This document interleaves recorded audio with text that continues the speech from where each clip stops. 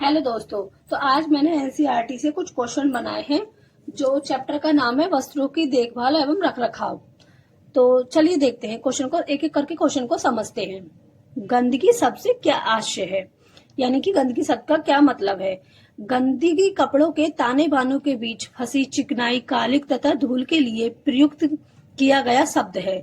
यानी कपड़े के ताने बाने के बीच में जो गंदगी फंस जाती है, चिकनाई फंस जाती है, वही हमारी गंदगी कहलाती है। ये क्वेश्चन वन लाइनर क्वेश्चन है सारे। गंदगी कितने प्रकार की होती है, तो गंदगी 2 प्रकार की होती है। फिर नेक्स्ट है गंदगी के कौन कौन से प्रकार होते हैं। तो अब यहाँ पे गंदगी कितने प्रकार की होती है और यहाँ पर उनके प्रकार पूछे हैं, देखते हैं। कपड़े के ऊपरी सतह पर लगी गंदगी, पसीने तथा चिकनाई के कारण कपड़े पर जमी गंदगी, ये गंदगी के दोनों प्रकार होते हैं। फिर नेक्स्ट क्वेश्चन है हमारा, चिकनाई को हटाने की मुख्य विधियों के प्रकार व नाम बताइए। यानी कि चिकनाई के हटाने की विधियां और उनके प्रकार। तो चिकनाई को हटाने के मुख्य 3 विधियां होती हैं। अगर सिर्फ विधियां पूछता है तो 3 होती हैं, और उनके नाम पूछता है तो विलायक, अवशोषक और पायसीकरण, ये 3 प्रकार होते हैं चिकनाई हटाने के नाम। फिर है हमारा विलायकों या अवशोषकों द्वारा की जाने वाली सफाई क्या कहलाती है, तो उसे हम ड्राई क्लीनिंग कहते हैं।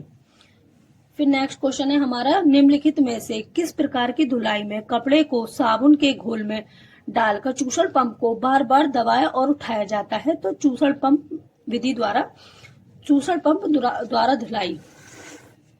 फिर नेक्स्ट क्वेश्चन है हमारा, चलिए देखते हैं।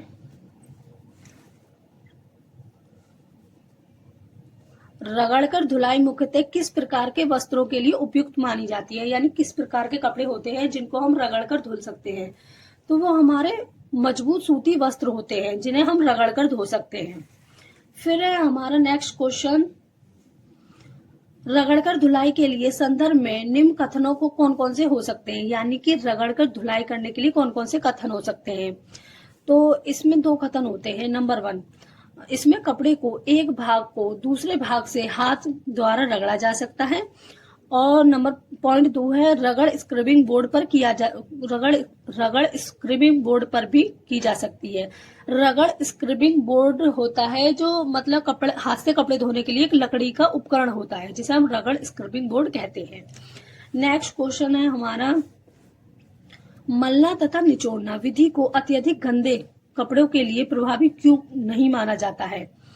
यानी कि मलना और निचोड़ना विधि को अत्यधिक गंदे कपड़े के लिए प्रभावी क्यों नहीं मानते हैं, क्योंकि इस विधि में कपड़े को साबुन के घोल में धीरे धीरे मलने मसलने की प्रक्रिया होती है और यह बहुत अधिक गंदगी वाले कपड़ों के लिए ही पर्याप्त प्रभावी नहीं होता है। और अब है हमारा लास्ट क्वेश्चन, चूसड़ पंप द्वारा धुलाई विधि विशेष रूप से किन किन परिस्थितियों में उपयोगी होती है। यानी कि चूसड़ पंप द्वारा जो धुलाई होती है वो किन परिस्थितियों में की जा सकती है।